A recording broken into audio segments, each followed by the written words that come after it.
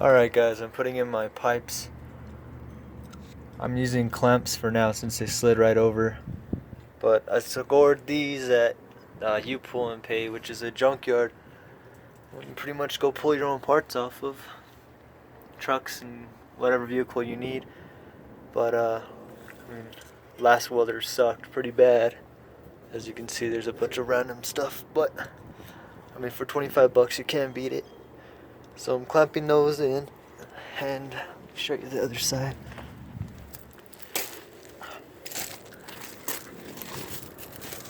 I just went to AutoZone and bought me some hangers there, but it came with tips and everything. I believe they're 3-inch. Let's see, they're pretty level. This one actually had a hanger on there, so I just drilled and bolted that one in. I don't know. Later on I want to maybe kick them out the side, but for now, let's get them bolted up and see how they sound. Let's see how it sounds. It's a 97 Chevy Tahoe. Straight pipe, true dual, no cats.